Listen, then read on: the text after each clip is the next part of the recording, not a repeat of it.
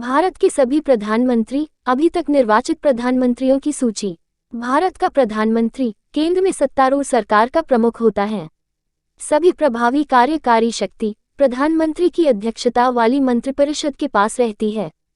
उसके बाद उस राजनीतिक दल के नेता को लोकसभा संसद के निचले सदन में भारत के प्रधानमंत्री के रूप में नियुक्त किया जाता है। प्रधानमंत्री की नियुक्ति औपचारिक रूप से राष्ट्रपति द्वारा की जाती है। भारत के पहले प्रधानमंत्री जवाहरलाल नेहरू को 15 अगस्त 1947 को नियुक्त किया गया था और नरेंद्र दामोदर दास मोदी भारत के वर्तमान प्रधानमंत्री हैं। केवल एक अपडेट के लिए, द्रौपदी मुर्मू 21 जुलाई 2022 को भारत की 15वीं राष्ट्रपति बन गई हैं। भारत के प्रधानमंत्री संसद सत्र के बैठकों और कार्यक्रमों की तारीखों का निर्धारण करते हैं। वे ये भी तय करते हैं कि सदन को कब स्थगित या भंग करना है। मुख्य प्रवक्ता के रूप में वो प्रमुख सरकारी नीतियों की घोषणा करते हैं और उस पर के सवालों के जवाब देते हैं। स्वतंत्रता के 72 वर्षों में भारत में 18 बार प्रधानमंत्री बदले हैं। भारत के सभी प्रधानमंत्रियों की सूची आगे दी गई है। जवाहरलाल नेहरू 1947 से 1964। जवाहरलाल नेहरू भारत के पहले और अब तक के सबसे लंबे समय तक सेवा करने वाले प्रधानमंत्री थे। वे भारतीय स्वतंत्रता आंदोलन में एक अग्रणी व्यक्ति थे और 1964 में अपनी मृत्यु तक प्रधानमंत्री के रूप में कार्य करते रहे। लोकप्रिय रूप से बच्चों के प्रति उनके प्रेम के कारण वे चाचा नेहरू के रूप में जाने जाते हैं। उन्हें उनकी कश्मीरी पंडित समुदाय से जुड़ाव के कारण पंडित नेहरू भी कहा जाता है। लाल बहादुर शास्त्री 1964 से 1966। कांग्रेसी लाल बहादुर शास्त्री भारत के दूसरे प्रधानमंत्री थे। उन्होंने जय जवान जय किसान का नारा दिया, जो 1965 के भारत पाकिस्तान युद्ध के दौरान लोकप्रिय हुआ और इन्होंने जवाहरलाल नेहरू के अधीन रेल मंत्री के रूप में कार्य किया। औपचारिक रूप से युद्ध समाप्त करने के ताशकंद समझौते के बाद उनका निधन हुआ। गुलजारीलाल नंदा 1964 से 1966। गुलजारीलाल नंदा ने 1966 में भारत के कार्यवाहक प्रधानमंत्री के रूप में 13 दिनों के लिए लाल बहादुर शास्त्री की मृत्यु के बाद पदभार संभाला था। भारत के दूसरे प्रधानमंत्री के रूप में उनकी पहली 13 दिवसीय कार्यावधि 1964 में प्रधानमंत्री जवाहरलाल नेहरू की मृत्यु के बाद हुई।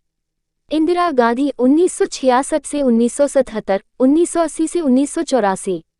भारत की तीसरी प्रधानमंत्री इंदिरा प्रियदर्शिनी गांधी, जो भारत की पहली और अब तक की एकमात्र महिला प्रधानमंत्री हैं, ने एक प्रधानमंत्री के रूप में दूसरी सबसे लंबी अवधि तक सेवा की। इंदिरा गांधी ने विदेश मंत्री 1984, रक्षा मंत्री 1980 से 1982, गृह मामलों के मंत्री 1970 से 1973 और सूचना और प्रसारण मंत्री 1964 से 1966 के रूप में भी कार्य किया। उसने चुनाव स्थगित करने के लिए 1975 में राष्ट्रीय आपातकाल लागू कर दिया। पूर्वी पाकिस्तान की स्वतंत्रता के लिए पाकिस्तान के साथ 1971 का युद्ध उनके कार्यकाल के दौरान हुआ था।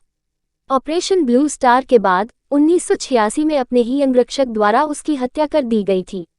मोरारजी देसाई 1977 से 1979। भारत के चौथे प्रधानमंत्री मोरारजी रणछोड़जी देसाई थे।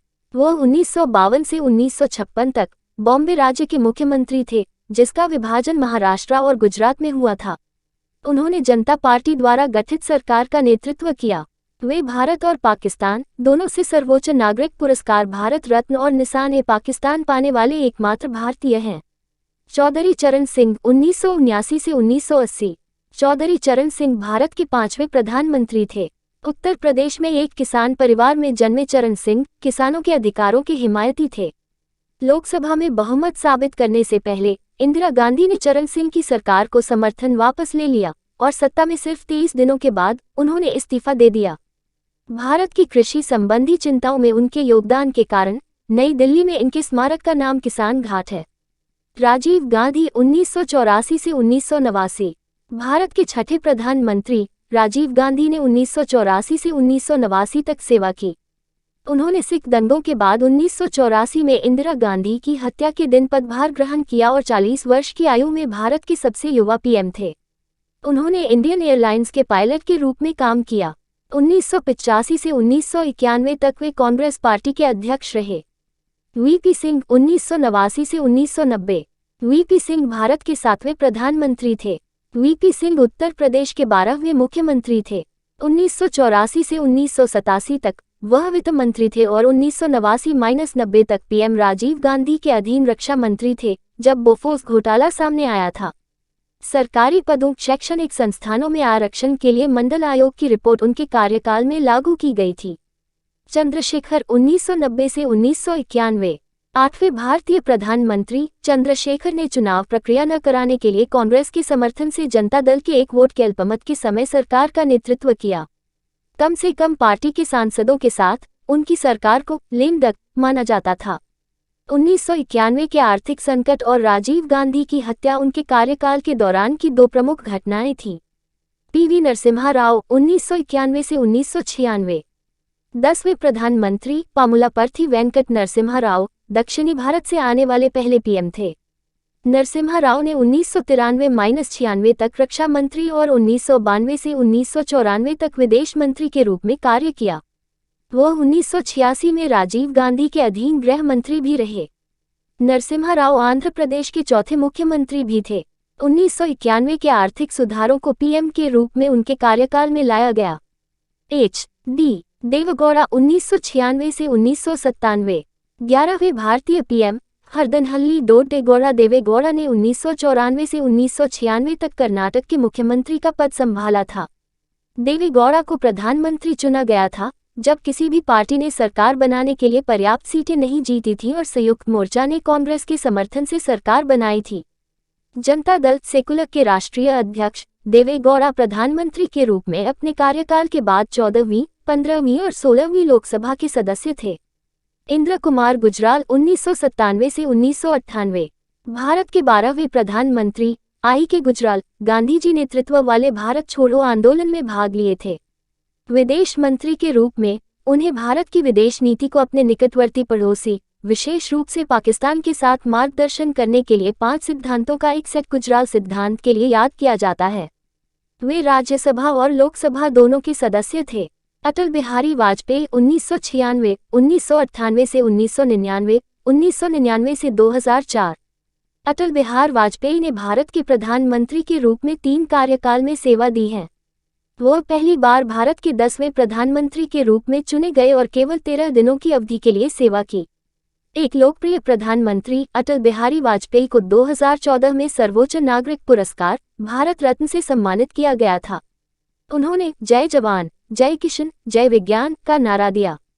25 दिसंबर को क्रिसमस के दिन उनके जन्मदिन को भारत में सुशासन दिवस के रूप में मनाया जाता है। डॉक्टर मनमोहन सिंह 2004 से 2014।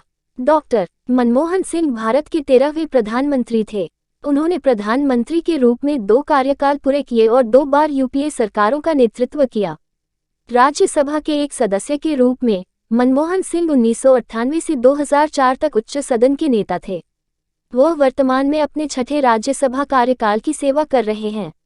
मनमोहन सिंह भारतीय रिजर्व बैंक के 15वें गवर्नर भी थे।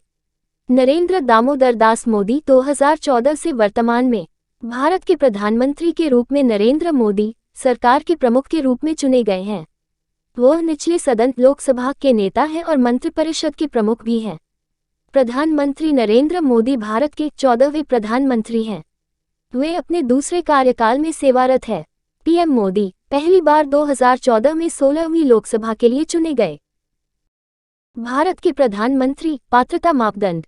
भारत के प्रधानमंत्री के पद के लिए पात्र होने के लिए एक व्यक्ति के लिए आवश्यक है कि वह भारत का नागरिक हो, लोकसभा या राज्यसभा में से किसी एक का सदस्य हो, 25 वर्ष की आयु पूरी किया हो यदि वह लोकसभा का सदस्य है, या 30 वर्ष आयु पूरा किया हो यदि वह राज्यसभा का सदस्य है। वह व्यक्ति भारत का प्रधानमंत्री नहीं हो सकता है यदि वह भारत सरकार के अधीन या किसी राज्य की सरकार के अधीन या किसी स्थानीय या अन्य प्राधिकारी के अधीन किसी भी लाभ के पद पर हो। भारत के प्रधानमंत्री चयन प्रक्रिया। संविधान में कहा गया है कि भारत के राष्ट्रपति को उस दल या गठबंधन के नेता को भारत के प्रधानमंत्री के रूप में नियुक्त करना चाहिए जो लोकसभा में बहुमत में हो। यदि कोई पार्टी या गठबंधन बहुमत प्राप्त नहीं करता है तो राष्ट्रपति प्रधानमंत्री के रूप में सबसे बड़ी पार्टी या गठबंधन के नेता की नियुक्ति करता है। उसे संसद के निचले सदन में विश्वास मत जीतना होता है। लोकसभा या राज्यसभा में से किसी एक सदस्य को प्रधानमंत्री के रूप में नियुक्त किया जा सकता है। यदि वह संसद के किसी भी सदन का सदस्य नहीं है तो उसे अपनी नियुक्ति के 6 महीने के भीतर सदन के लिए निर्वाचित होना होगा। प्रधानमंत्री के रूप में वे सदन के नेता होते हैं जिसके वे सदस्य हैं। भारत के प्रधानमंत्री भूमिकाएं और दायित्व। प्रधानमंत्री की भूमिकाएं और दायित्व इस प्रकार हैं।